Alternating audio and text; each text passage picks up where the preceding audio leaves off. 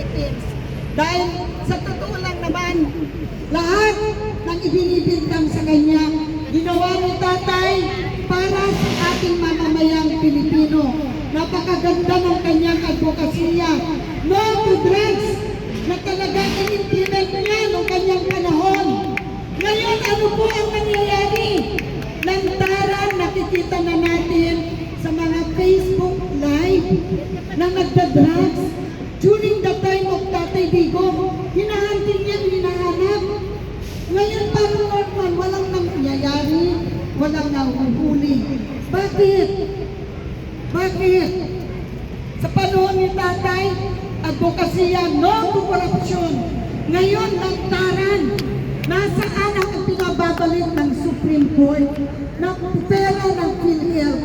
Naibalik na po ba? Wala. Walang ibabalik dahil naubos Wala na. na ibabalik eh, kahit ibabalik. Basta Duterte! Ang panahon niya, no Duterte! to criminality. Kahapon, after ng prayer natin, yung kasama natin dumaan dito sa may kulay. Diyan. May nakita siya babaeng tatalon na sa diyan sa ilog. Dinala niya dito, dinala namin dyan sa mga pulis. Ewan kung ano ang naging aksyon ng mga pulis. Dahil yung kaya naghahanap ng trabaho dito sa Tayuman, may nagmagandang loob daw, ipapasok siya ng trabaho. Ipinasok siya sa kwarto, nirape siya. Nahuli, nahuli. Nahuli Ewan na. ko ano, nag-report siya dyan sa pulis dito mismo. Dinala sa Tayuman. Nahuli? Nahuli pati yung motel. May CCTV. Nahuli, that's good. Praise God, thank you Lord, nahuli daw. Pati ang hotel dapat hindi pinapayagan yan. Ayan nga, may CCTV sa Diba, nakita niyo ang kasamaan? Ang 84 years old may sakit. May rape. 84 years old. Dahil naka-drugs. Panahon ni tatay, grabe, hindi naman ganyan. Ngayon, dahil ang sabi ng hepe, ang drugs daw ay tulong, pantawid daw para hindi sila mapuyat. Mali po. Mali po. Ang nangyayari po ngayon, pati mga paslit, baby nirili. Kaya nais po natin may balik si Tatay Digong, mapaupo ang ating Vice President Inday Sara Duterte para ma-implement ang mga advokasya ng mga yan. Kailangan po natin sila dito sa ating bansa. Tama! Sino pa po ang gusto mag-share? Lahat tayo, magbigay ng ano, lahat tayo. Hindi po ito about sa ay sa politics. Meron lang akong gusto ko share. Verse from the Bible, found in Philippians 4:16. Lakasan mo. I can do all things through Christ strengthen me. Kahit gano'n kayong kalaki ng ating mga problema dumating sa ating buhay. If God is nandito po sa atin, yun po ay makayanan po natin. Kaya naniwala po tayo lahat through our prayers po, nothing impossible in life. So, yung hinahanap po ng Tatay Digong, kung lahat po tayo nag-pray sa buong Pilipinas, malalampasan po yan ng Tatay Digong. Wala pong masama nagtatagumpay kundi ang tagumpay. Tapos na yung prayer na para mag-remark. Si Kuya. Lapit ka na lang, Kuya. Lapit ka na lang. Hawakan mo na.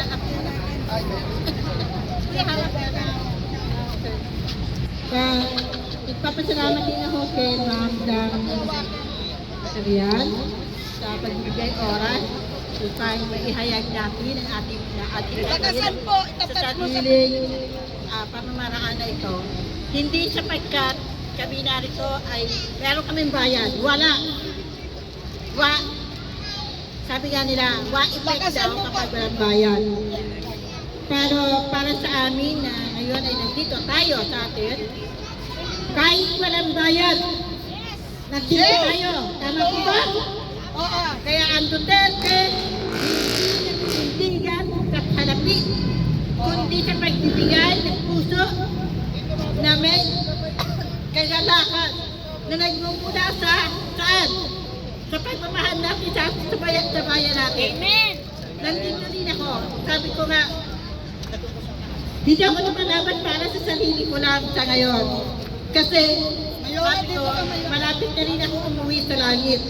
Sabi nila, sigurado ka ba, tita, talagang dahil Wag muna. Kasi sigurado tayo, if we commit ourselves to our God, Jesus Christ, whoever is your God is, okay? Because I do believe, I have faith, that Jesus always with us. For him, for us as Christians, for 2 or 3 gathered in his name, he is always in the midst of us. Do you believe on that? Yes, amen.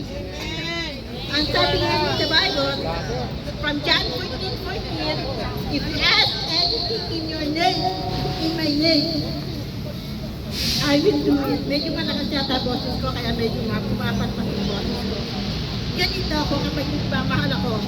Mas mamahalin ko ang isang taong nagmumura sa akin.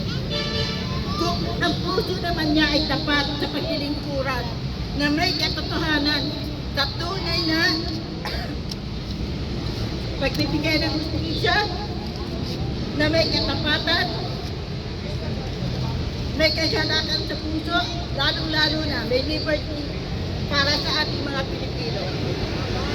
Sa katotohanan ko, maraming umiiyak. Hindi lang nila sinasabi sa social media, but the fact we can really feel it so hard. And I really thankful kay Lord because we were able to have this kind of wonderful, not an opportunity, but a great day for all of us. Kasi nandito ang mga kapatid natin na naniniwala na may Diyos tayo na tutulong sa atin. Because, as I'm going to repeat it again, for John 14:14, if you ask anything in my name, I will do it.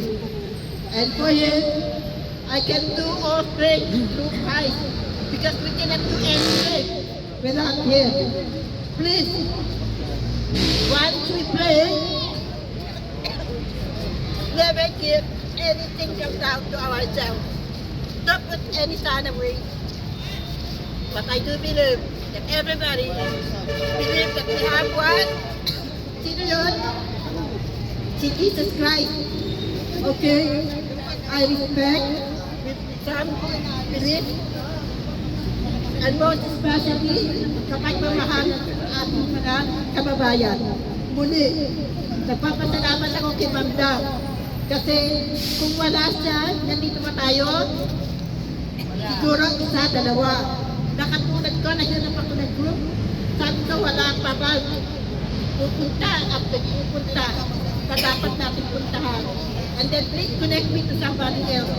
Sabi sa akin ng friend ko, si Brother King, okay, who is now running for as a congressman. They connect me to Ma'am Dam. And I thank you for your Brother King, hello. I hope you are watching right now. You are now in Sarangani also.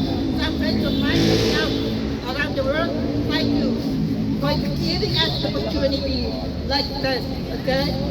And I thank some friends who are now in America. Kahit patikusin ka, kahit liitin ka, wala akong pakialam sa inyo. Ang pakialam ko ngayon, kung paano namin ibigay ang aming puso na may katotohanan, na magkaroon ng hustisya, magkaroon sa liberty para sa ating lahat. Sininiwala sa ko, at hindi na para sa mga supporters, but sa buong kapulungan ng Pilipinas. Maraming salamat. God bless us all, most especially to those that volunteer supporters and allies of the 30 families, most especially here and abroad. And also, I would like to thank Ma'am Dai, the OFW friends of mine, okay? And my friends as well in America, as well in Hong Kong and Danilo. But I am so grateful. We love and we love you all. Thank you, God bless us.